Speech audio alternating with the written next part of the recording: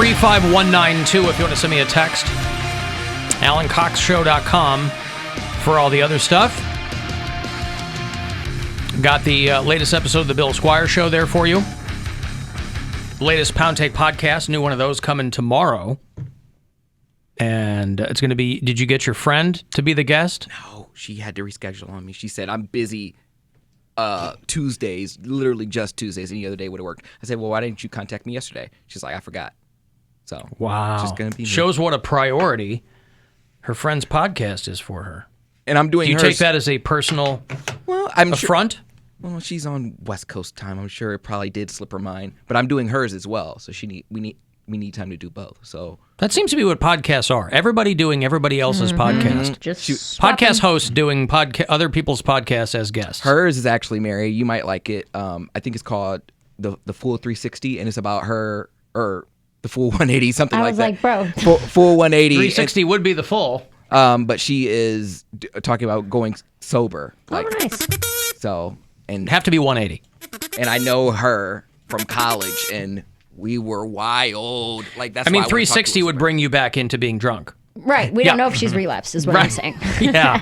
But I want her to document that too. It could be like the full 200 at this point. We don't know where she is. Bill knows her because I think she's who we were for. I don't know if you know her nickname, Loopy. Right? Did we tell you that? She drink Loopy vodka? I think it's pronounced Lupe. No, Loopy, because she drank Loopy vodka. And 3 olives. She got so messed up. God, that was me. Imagine drinking so much that your nickname is a kind of booze. Yeah. Why do you call him Absolute Jim? Yeah. Guess. I was called Jack Daniels forever. Jack Daniels. Not because it's what I drank, it's what my body shape was. Yeah! I only brought That's his Jägermeister Mare over here. I only brought Bill into it because I think Bill's the only person that met her. That's all. And where did he meet her? At your graduation thing? No, she was at a bar crawl. I think when we did Barley House in Akron, she was there. Blonde hair, blue eyes, my friend Taylor. That narrows it down. Yeah, a drunk girl named Taylor. Yeah, with blonde hair and blue eyes. It's that one? Yes. It is Taylor? Yes. Okay, well, yeah, I know who she is. She moved, though. Yes, I know. That's why we're doing it via Zoom. But no, she moved, because she's in Arizona. Yes. I was thinking she was in L.A. Oh, she quit drinking? Yes. Well, I mean, good for her. Probably makes her a lot less fun. No, it doesn't. Oh. Man, that Loopy vodka, when that first came out. What is that? It's Fruit Loop flavored vodka. It is bad news because it tastes real really good. And you mix it with rum chata, which is like a creamy, kind of like Bailey's. I know. Yeah. Everybody wants candy. No, but it was like drinking like the milk bowl after you eat Fruit Loops. It was dangerous. So good. So good. Because we used to have chasers, and she would just take the bottle and she would drink. So we called her Loopy because she was like, I could never. She's like, Cody, do not let me have this again. So not. Flavored vodka, because I'm old, and so we didn't have flavored vodka back in the day, or flavored anything, right? Mm-hmm. We drank rubbing alcohol like men. I licked the bottom of a boot. That's right. My father did.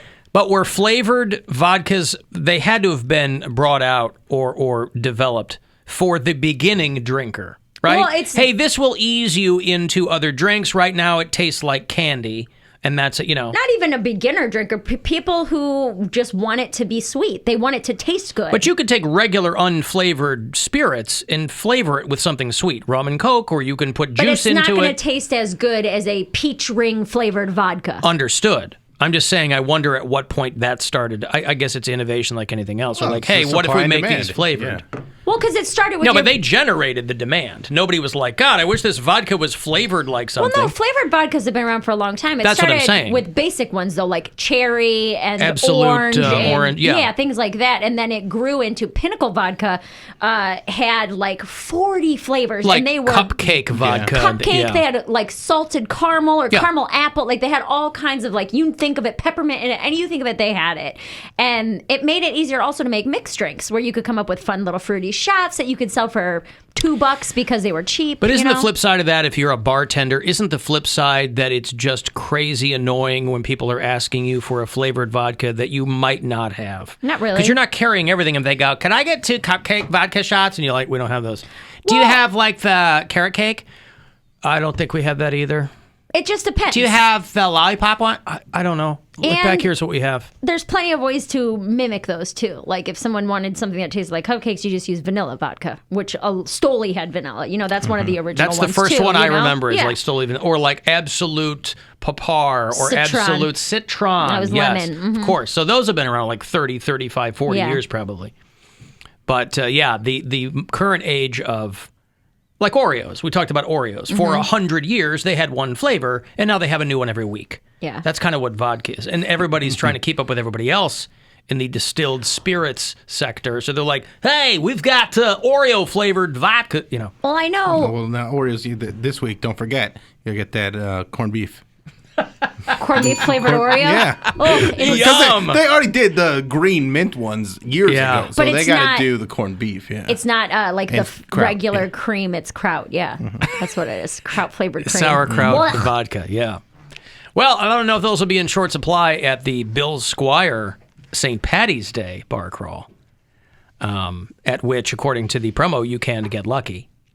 But that'll be Thursday pre-show downtown. Yes. Bill Squire exclusive. Exclusive. It's an exclusive. It's going to be an exclusive day. We're going to be exclusive all over the place. That was a Freudian slip on my part.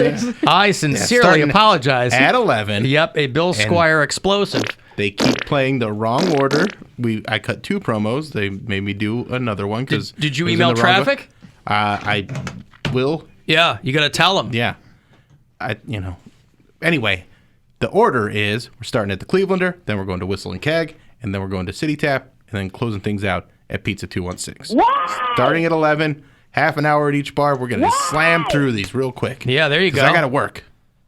It's going to be an exclusive day downtown. And it's all, I forget who it's powered by. That would be Bud Light. Oh, right. Powered by Bud Light. Are you gonna have trouble getting down here? The parade starts at 1. I'll be fine. Okay. I'll figure it out. I'm going to. I mean, the gonna parade's walk. not outside Yeah. our window. I mean, But all he's got to he'd be do. leaving downtown if they were gonna block off roads and stuff.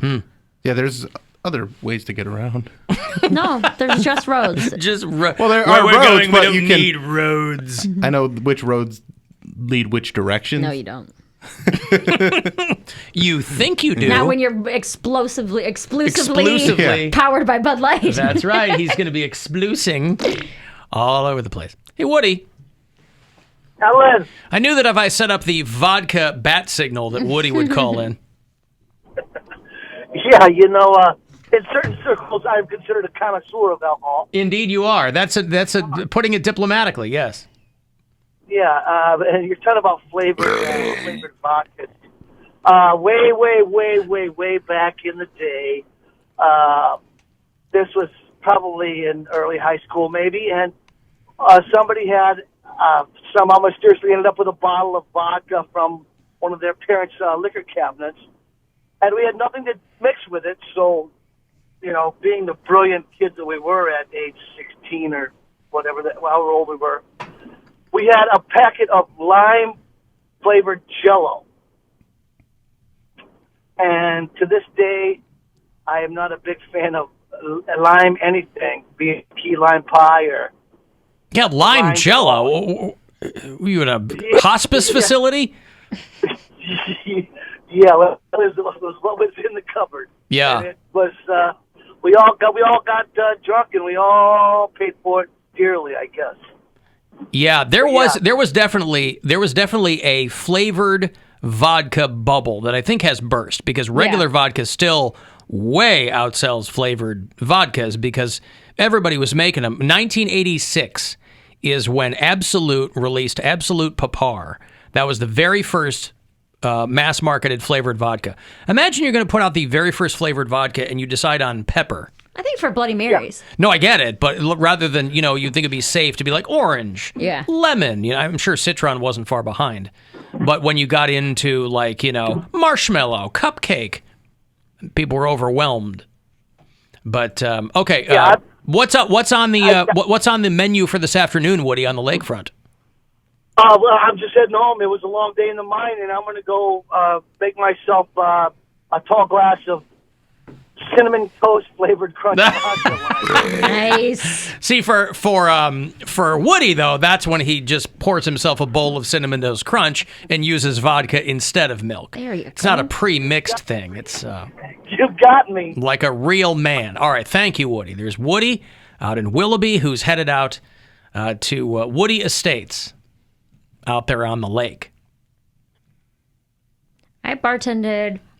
The place I bartended where we had the most flavored vodka was probably 2014 and 15. Oh, good for you. So I'm wondering if I that think was that's the when peak. I think it was the peak, yes. We had like, no joke, I think we had like 14 or 15 different flavors of vodka. Most of them were Pinnacle, and that was Smirnoff was basically Yeah. blanketing everybody with flavors. Well, and, Pinnacle was even cheaper than that. Yeah. So I had a little phase there with Pinnacle Whipped, which is whipped cream flavored vodka, Yeah. and ginger ale. Mm-hmm. I'm like, it tastes like cream soda. Like, it was just like, yeah, you're drinking a glass of sugar. What do you think it's going to be? Were bars suggestive selling those, though, Oh, to people? yeah. Like, hey, push the cupcake vodka or whatever? 100%. Yeah, okay. Because it was the whole bottle, when you buy them in bulk like that, is like $15. It's cheap, $10-15. And then you can sell the shots for $2 a piece, which is still a cheap shot Yeah. at a bar. But you're making your money. But you're making a ton of money off of it.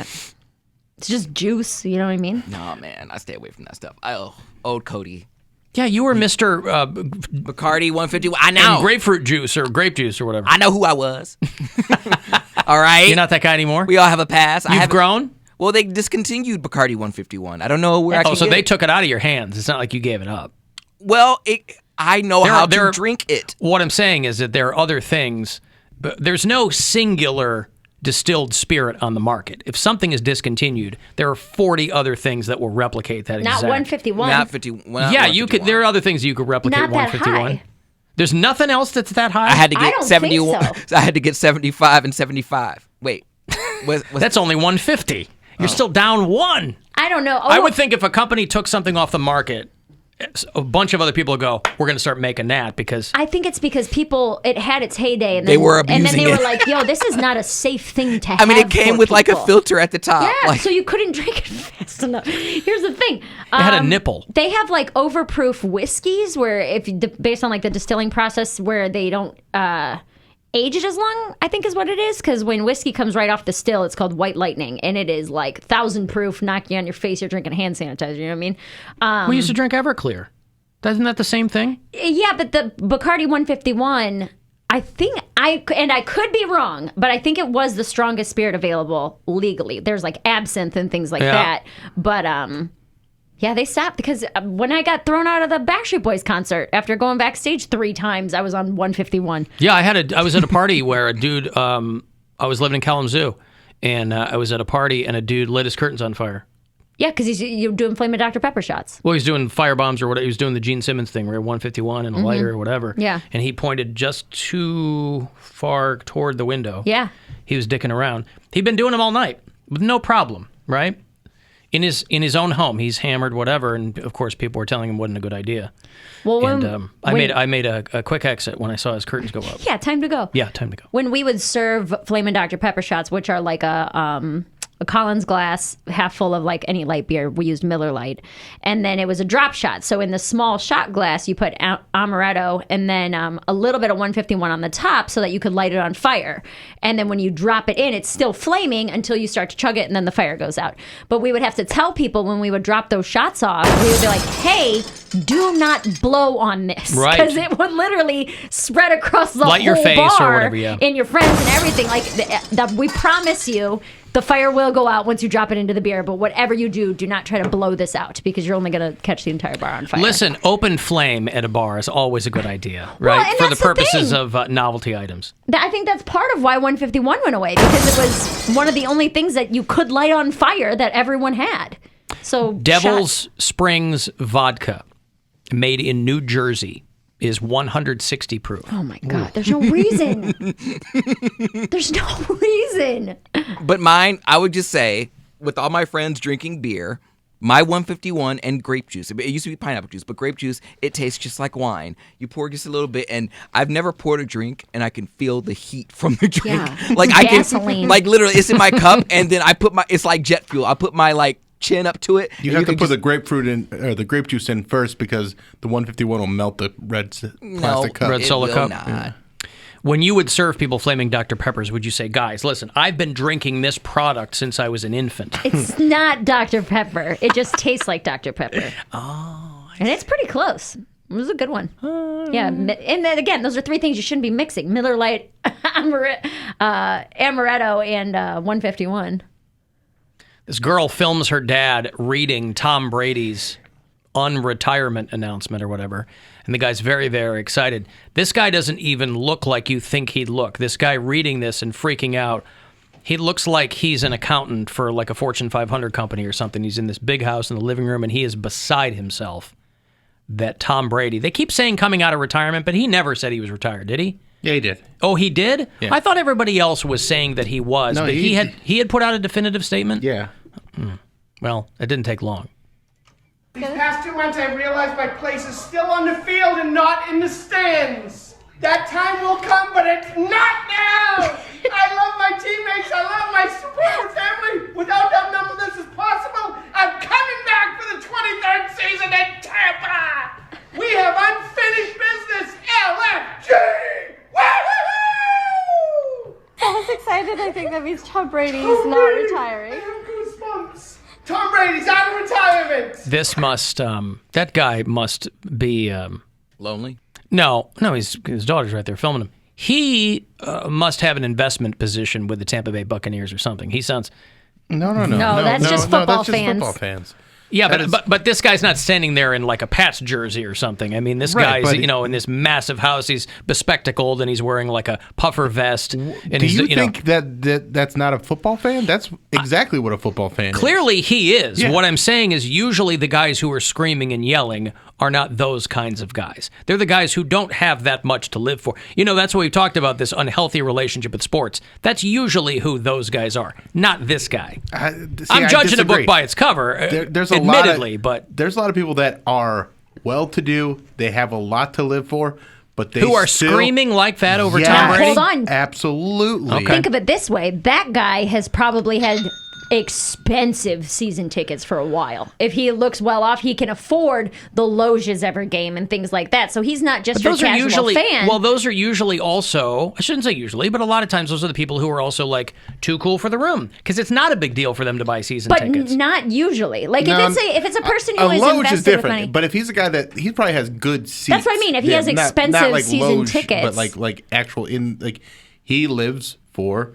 that Football. team, yeah, and so it's at every level. There's rich people that get that excited. There's poor people that get that excited. And I mean, if you go to the Muni lot, you see people that have put thousands and thousands tens of of dollars thousands of dollars into a van. But they're all, my point is simply that I guess it's I'm trying to discern the level of visible excitement. Those people in the Muni lot, they're always out there like as a flex. They're not out there like woohoo, like pouring booze on their head. They're out You're there saying as the guys like him, puffer vest, money a guys. flex. Yes. No, they're just access, a little more well flex. behaved. They're a little more well behaved, and they're still like when the game's going, they're still excited. They're still on Twitter arguing every move that team makes. They are invested at a high level. Crypto bros. Yeah, they're just not going to fist fight somebody. That's all. Yeah, they might. They might not. I mean, over a hot dog. Who knows? But We got a call last week from Corey, who is our bureau chief in Tarpon Springs, and he was calling in reference to a conversation we had about how I said when Poundcake gets his own show, he should take someone else's real name as his air name. Yes. Right? And so Corey called from Tarpon Springs, said we have a show down here called Dave and Chuck the Freak on this station in Tampa. I am familiar with that show because when I used to be on in Detroit, they were my competitors in the morning. And now they're on in a couple different markets. They're on in Tampa, they're on in Boston. The station they're on that Corey mentioned is called 98.7 The Shark. And it's another radio company owns it. It's not owned by this company. But to honor Tom Brady's return, they have changed the name of the radio station to 98.7 The Goat. nice. Celebrate Tom Brady's return. 98.7 The Goat. 98.7 The Platonic Kiss with Your Son. There you go. The long-lipped kiss. So jealous of that kid. Classic Rock 98.7, The Shark in Tampa is now 98.7, The GOAT. Very excited about them. Frankly, why wouldn't they be? Yeah. Excited about this guy coming back. The only people who aren't excited were whoever the backup quarterback for the Tampa Bay Buccaneers was, Aaron Rodgers, all these guys who thought that they were going to be in a Tom Brady free league. Right. But Tom Brady spent some time at home and said, this is not what I want yet. I'm not too old to play, but I'm too young to be doing this, to be chasing my kids around. Giselle telling me what to do, which I guarantee is the dynamic at Casa Brady. What do you think he said to her? She's telling him what to do at home, and he's like, why do I want this? I want to go where I'm the king of the world.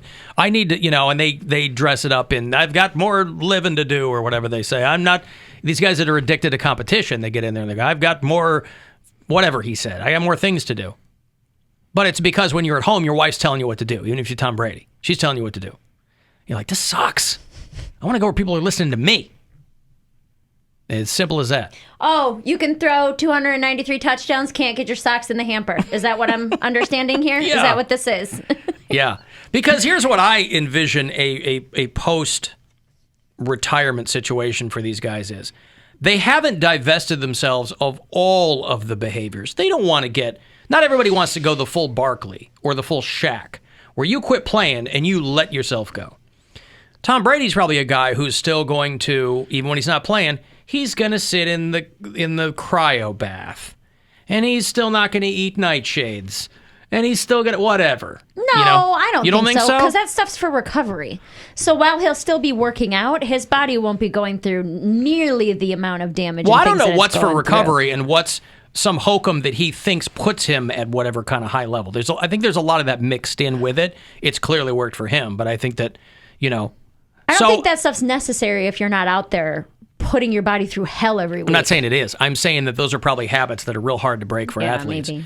And so here's a guy who, how long was he at home? Spent a month at home? 2 months, yeah. 2 months at home. And he's like, I am not a fan of this. I don't like this. Could you spend 2 months at home? Yeah, of course.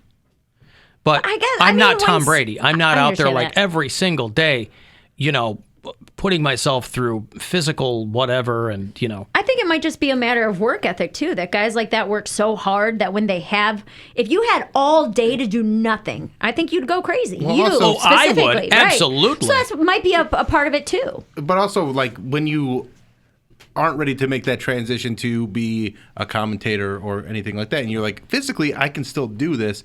I'm in a good position where I could still win another championship. Why am I walking away? And I think that's what it got down to, is just that competitiveness where he's like, I can still do this. And I think he also saw the money that Aaron Rodgers got, and he's like, yeah, you'll get that money, but you ain't getting that ring. Right. Right. Well, that's what I was saying yesterday. As I think for a guy like Tom Brady, there's no way that he was going to retire, not only after a season where he lost the Super Bowl, he wasn't even in the Super Bowl. Yeah. There's no way you want to go out like that. If the Bucs win the Super Bowl this next year, then he'll retire for good. He'll go, did it, got it. You think he'll stick around if they don't, though? Another season, maybe? Yeah. I think it'll be contingent on, obviously, how he feels and whatever. Yeah. But I can't imagine a guy like Tom Brady wanting to go out like that. With a mediocre season. Well, forget everything else that he's done. In his brain, I would think he would be like, I don't want to end it like that. Yeah, I want to go out on top. On top. Yep. I got a break. You want a couple of tickets to see Mark Norman, very funny dude who's going to do the Agora in June. I will hook you up after the break. 35192 if you